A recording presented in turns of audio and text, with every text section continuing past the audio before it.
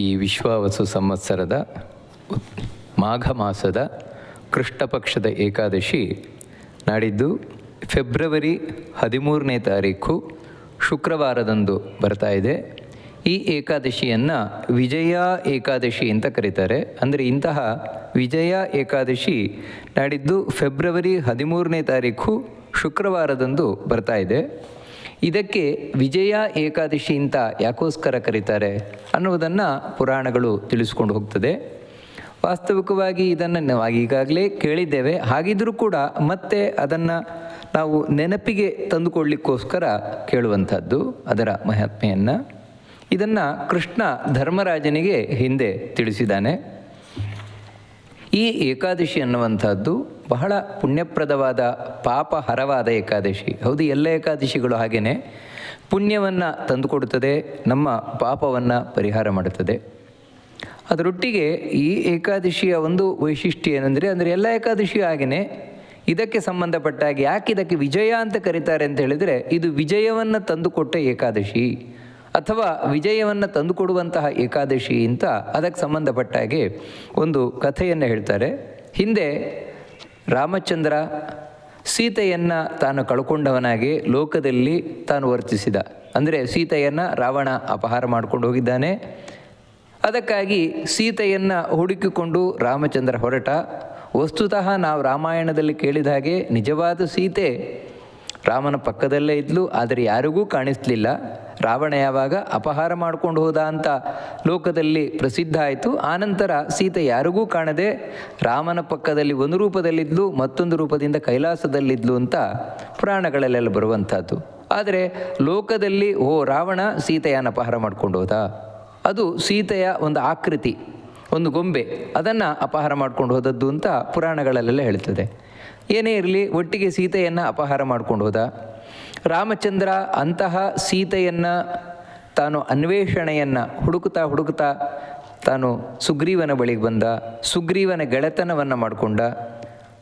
ಹನುಮಂತ, ಸುಗ್ರೀವನ ಸಚಿವನಾದಂತಹ ಹನುಮಂತ ತಾನು ಸೀತೆಯನ್ನು ಹುಡುಕ್ತಾ ಲಂಕೆಯವರೆಗೆ ಹೋಗಿ ಲಂಕೆಯಲ್ಲಿ ಸೀತೆಯನ್ನು ಕಂಡು ಮಾತಾಡಿ ಮತ್ತೆ ವಾಪಸ್ ಬಂದು ರಾಮಚಂದ್ರನಿಗೆ ಸೀತೆಯ ಸುದ್ದಿಯನ್ನು ಅರುಹಿದ. ಆನಂತರ ಲಂಕೆಗೆ ಹೋಗಬೇಕು, ಸೀತೆಯನ್ನು ಕರ್ಕೊಂಡು ಬರಬೇಕು. ಅದಕ್ಕಾಗಿ ವಾನರ ಸೈನ್ಯದೊಂದಿಗೆ ರಾಮಚಂದ್ರ ತಾನು ಹೊರಟಿದ್ದಾನೆ. ದಕ್ಷಿಣ ಸಮುದ್ರ ತೀರವನ್ನು ಸೇರಿದ್ದಾನೆ. ದಕ್ಷಿಣ ಸಮುದ್ರವನ್ನು ತೀರವನ್ನು ಸೇರಿ ನೋಡ್ತಾನೆ, ಅಗಾಧವಾದ ಸಮುದ್ರ. ಈ ಕಡೆಯಿಂದ ಆ ಕಡೆ ದಾಟುವುದಾದರೆ ಹೇಗೆ? ಅದಕ್ಕೋಸ್ಕರ ಸ್ವಲ್ಪ ಚಿಂತಾಕ್ರಾಂತನಾದಂತೆ ಜಗತ್ತಿನಲ್ಲಿ ತೋರಿಸಿಕೊಳ್ತಾನೆ.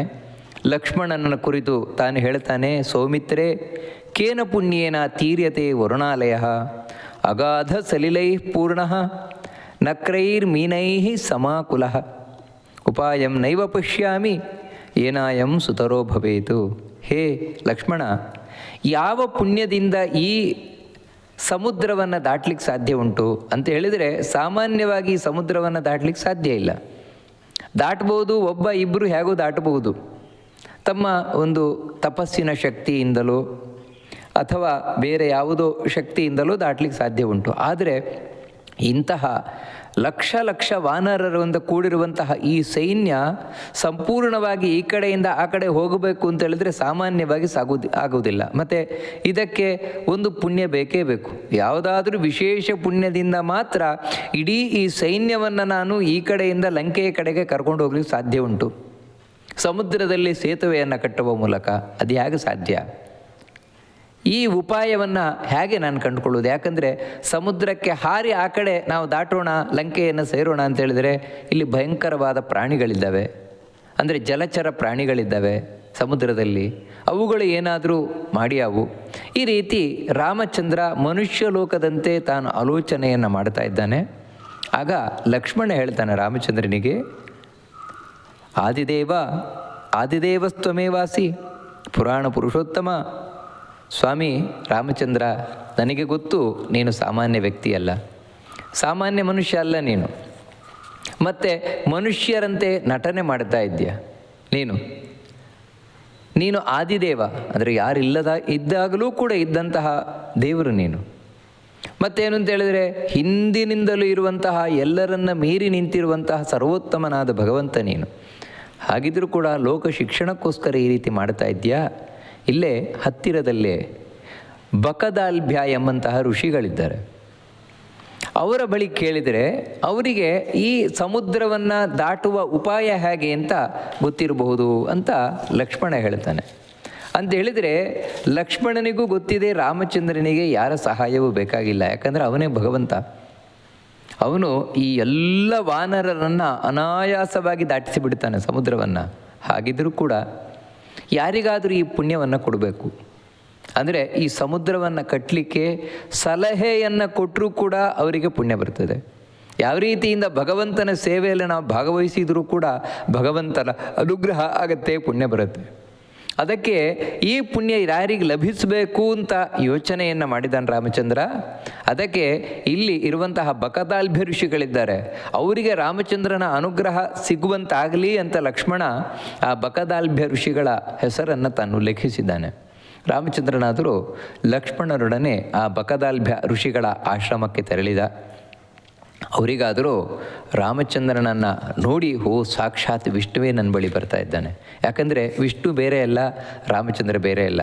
ಅದಕ್ಕೋಸ್ಕರ ಆ ರಾಮಚಂದ್ರನನ್ನು ಆ ಬಕದಾಲ್ಭ್ಯ ಋಷಿಗಳು ಕೇಳ್ತಾರೆ, ಸ್ವಾಮಿ ಯಾಕೋಸ್ಕರ ಬಂದಿದ್ಯಾ? ಹೇ ಪುರಾಣ ಪುರುಷೋತ್ತಮ, ಅನಾದಿ ಕಾಲದಿಂದ ಇರುವವನೇ, ಎಲ್ಲರನ್ನ ಮೀರಿ ನಿಂತಿರುವವನೇ, ಯಾವ ಕಾರಣದಿಂದಾಗಿ ನೀನು ಇಲ್ಲಿಗೆ ಬಂದ್ಯಾ ಅಂತ ಕೇಳಿದಾಗ ರಾಮಚಂದ್ರ ಅವನು ಮುಂದೆ ಹೇಳ್ತಾನೆ, ಹೇ ಬ್ರಾಹ್ಮಣ, ಹೇ ಮುನಿಯೇ, ನಾನು ಈ ಸಮುದ್ರವನ್ನು ದಾಟಿ ಲಂಕೆಯನ್ನು ಸೇರಬೇಕಾಗಿದೆ. ಯಾಕಂದರೆ ಇಡೀ ಈ ವಾನರ ಸೈನ್ಯವನ್ನು ಕಟ್ಟಿಕೊಂಡು ಅದು ಹೇಗೆ ಸಾಧ್ಯ ಇದೆ, ಆ ಉಪಾಯವನ್ನು ನನಗೆ ತಿಳಿಸಬೇಕು ಅಂತ ಪ್ರಾರ್ಥನೆ ಮಾಡಿಕೊಳ್ತಾ ಇದ್ದಾನೆ.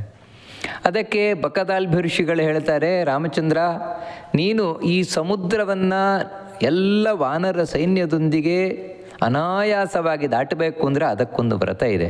ಏನು ಅಂದರೆ ಇದೆ, ಈ ಮಾಘ ಮಾಸದ ಕೃಷ್ಣ ಪಕ್ಷದ ಏಕಾದಶಿ, ಅದೇ ವಿಜಯ ಏಕಾದಶಿ ಅಂತ ಇದಕ್ಕೆ ಹೆಸರು. ವಿಜಯವನ್ನು ತಂದುಕೊಡುವಂತಹ ಏಕಾದಶಿ ಎಂದು ಹೆಸರು. ಇವತ್ತಿನ ದಿನ ಯಾರಾದರೂ ವಿಜಯವನ್ನು ಬಯಸುವವರಾದರೆ, ಇಲ್ಲ ನನಗೆ ಅಂತಹ ಈ ಲೋಕಕ್ಕೆ ಸಂಬಂಧಪಟ್ಟ ಯಾವುದೇ ವಿಜಯದ ಆಸೆ ಇಲ್ಲ ಅಂತ ಯಾರು ತಿಳ್ಕೊಳ್ತಾರೋ ಅವರಿಗೆ ಅವಶ್ಯಕತೆ ಇಲ್ಲ.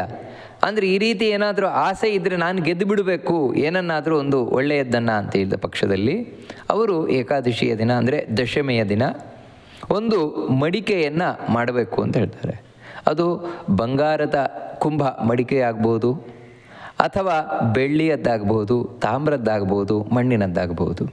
ಅದನ್ನು ಮಾಡಿ ನಂತರ ಏಕಾದಶಿಯ ದಿನ ಅದನ್ನು ಧಾನ್ಯದ ಮೇಲೆ ಸ್ಥಾಪಿಸಿ ಅದರಲ್ಲಿ ನೀರನ್ನೆಲ್ಲ ತುಂಬಿಸಿ ಯಾವ ರೀತಿ ಕಲಶವನ್ನು ಪ್ರತಿಷ್ಠೆ ಮಾಡಬೇಕು ಆ ರೀತಿ ಕಲಶ ಪ್ರತಿಷ್ಠೆಯನ್ನು ಮಾಡಿ ಅದರ ಮೇಲೆ ಬಂಗಾರದ ನಾರಾಯಣನ ವಿಗ್ರಹವನ್ನಿಟ್ಟು, ಅಂದರೆ ಸಾಧ್ಯ ಇದ್ದರೆ ಬಂಗಾರದ ನಾರಾಯಣನ ವಿಗ್ರಹವನ್ನಿಟ್ಟು ಅವತ್ತಿನ ದಿನ ಏಕಾದಶಿಯ ದಿನ ಅಲ್ಲಿ ಆ ನಾರಾಯಣನನ್ನು ನಾವು ಶಾಸ್ತ್ರೋಕ್ತವಾಗಿ ಪೂಜಿಸಿ ನೈವೇದ್ಯ ಮುಂತಾದವುಗಳನ್ನು ಅರ್ಪಿಸಿ ನಂತರ ಅವತ್ತು ಅಲ್ಲಿ ಆ ಭಗವಂತನನ್ನು ಸ್ಮರಣೆಯನ್ನು ಮಾಡ್ತಾ ರಾತ್ರಿ ಜಾಗರಣೆಯನ್ನು ಮಾಡಬೇಕು.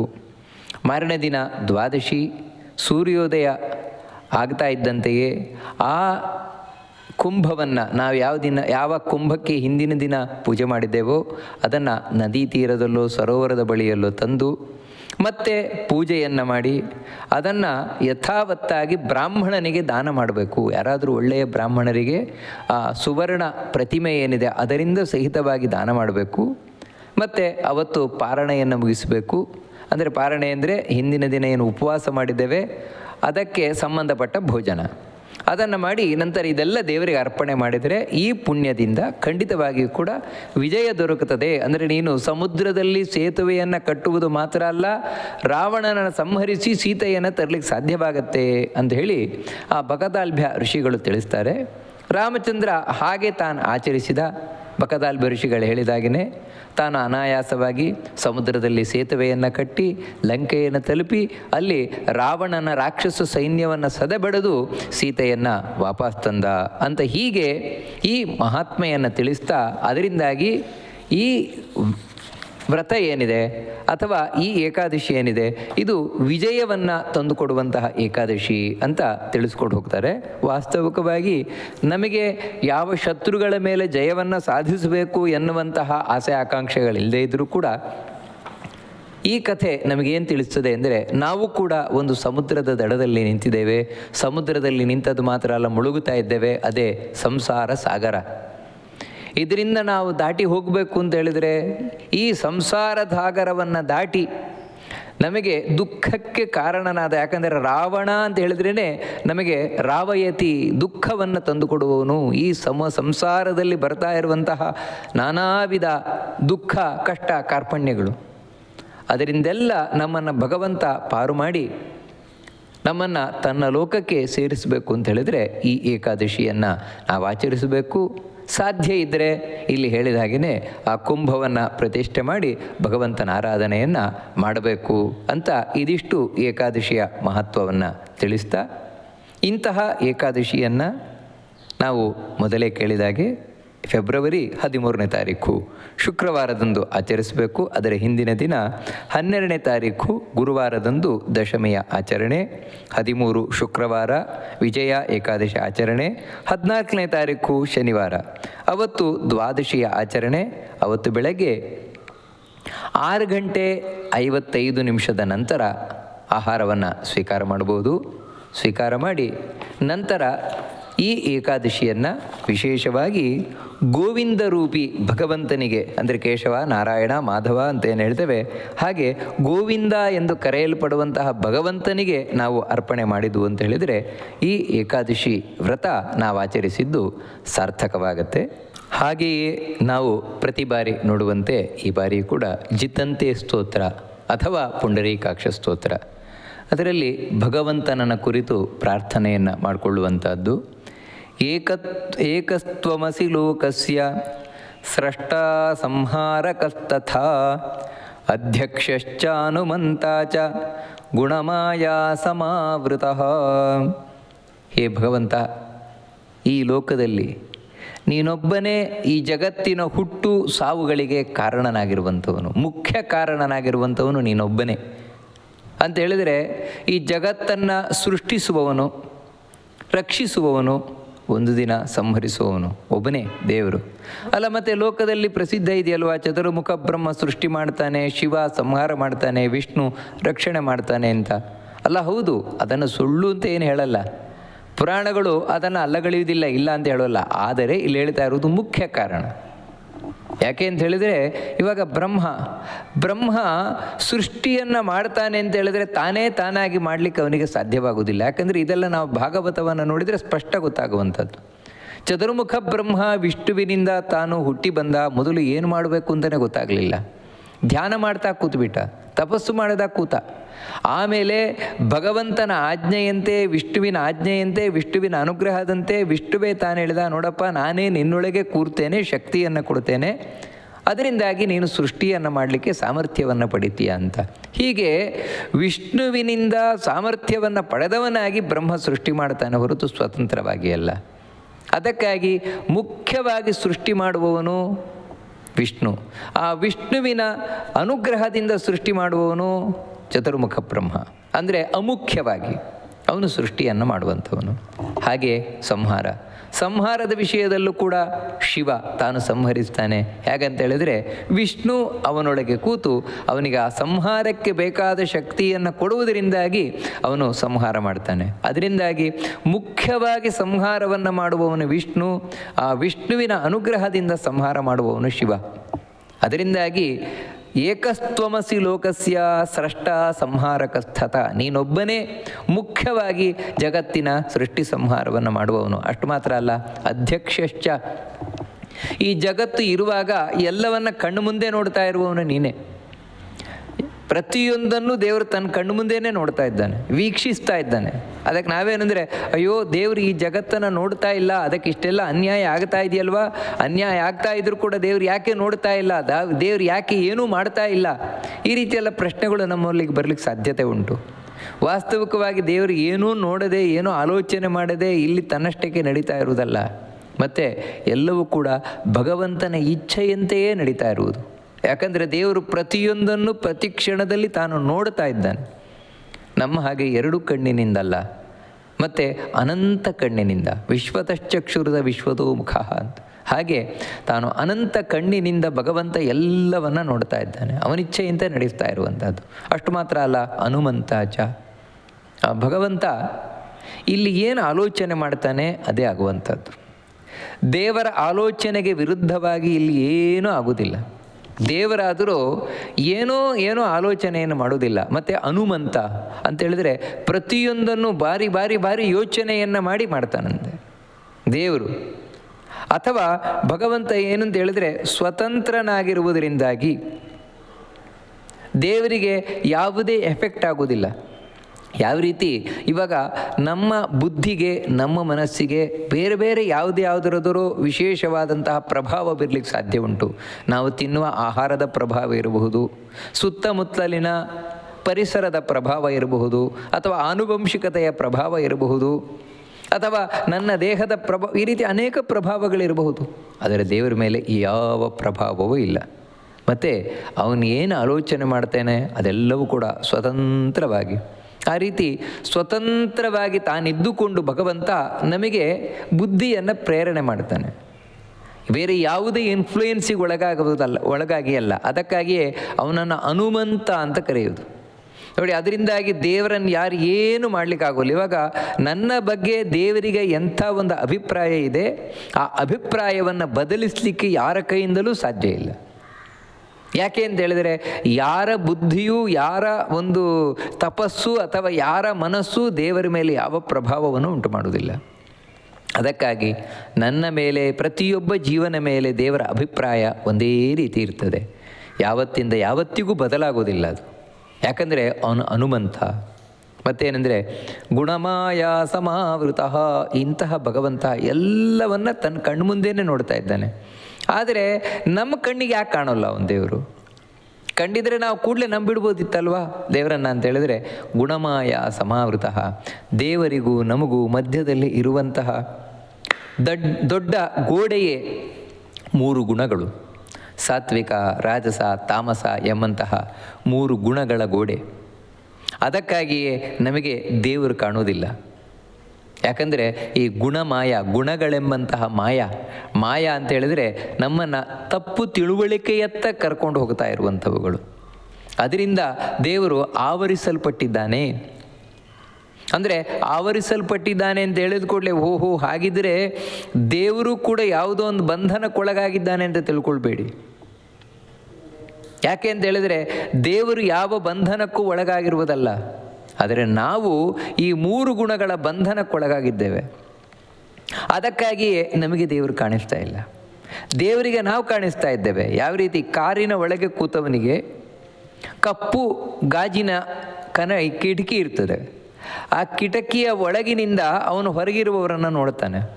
ಆದರೆ ಹೊರಗಿರುವವರಿಗೆ ಒಳಗೆ ಕಾರಿನೊಳಗೆ ಯಾರಿದ್ದಾರೆ ಗೊತ್ತಾಗೋದಿಲ್ಲ.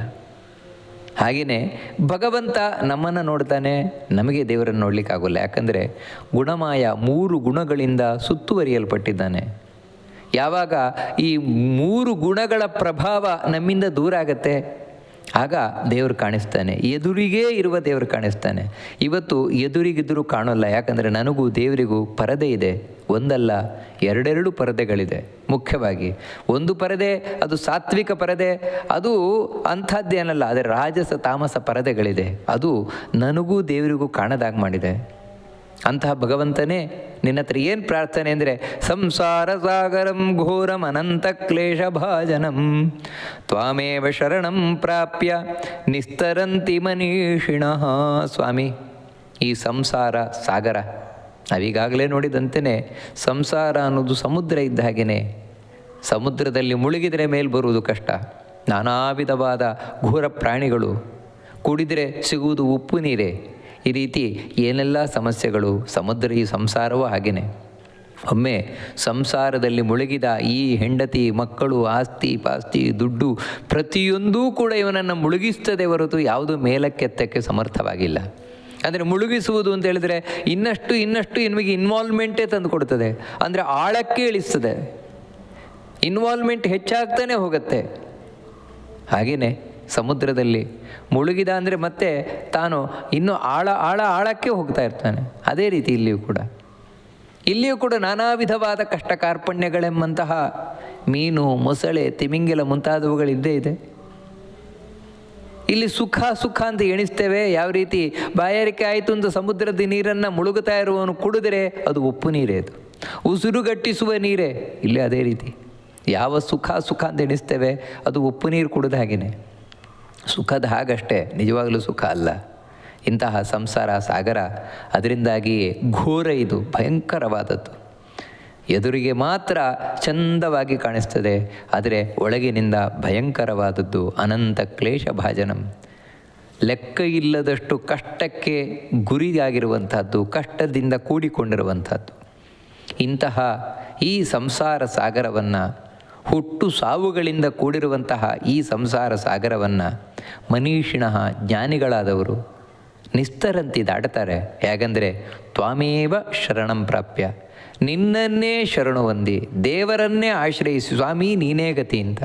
ಯಾವ ರೀತಿ ಒಬ್ಬ ಅಂಬಿಗ ಹಡಗನ್ನು ಹಿಡ್ಕೊಂಡು ಬಂದ, ನಾವೆಯನ್ನು ಹಿಡ್ಕೊಂಡು ಬಂದ, ಅವನಿಗೆ ಸಮುದ್ರದಲ್ಲಿ ಮುಳುಗುತ್ತಾ ಇದ್ದವನು ಕೈ ಎತ್ತಿ ತೋರಿಸಿ ನನ್ನನ್ನು ಕಾಪಾಡು ಅಂತ ಹೇಳಿದಾಗ ಆ ಅಂಬಿಗ ನಾವಿಕ ಅವನನ್ನು ಎತ್ತಿ ಆ ಹಡಗಿನೊಳಗೆ ಅಥವಾ ನಾವಿಕೆಯೊಳಗೆ ಇಟ್ಟುಕೊಂಡು ಸಮುದ್ರವನ್ನು ದಾಟಿಸಿದ ಅಂತ ಹೇಳಿದ್ರೆ ಎಷ್ಟು ನಾವು ಅನಾಯಾಸವಾಗಿ ದಾಟಬಹುದಲ್ವ. ಹಾಗೆ ದೇವರು ಅಂಬಿಗ ನಾನಿನ್ನ ನಂಬಿದೆ ಅಂತ ಹೇಳಿದಾಗೆ ಅವನ ಸ್ಮರಣೆ, ಅವನ ಚಿಂತನೆ ಅದೇ ನಮಗೆ ನಾವೇ.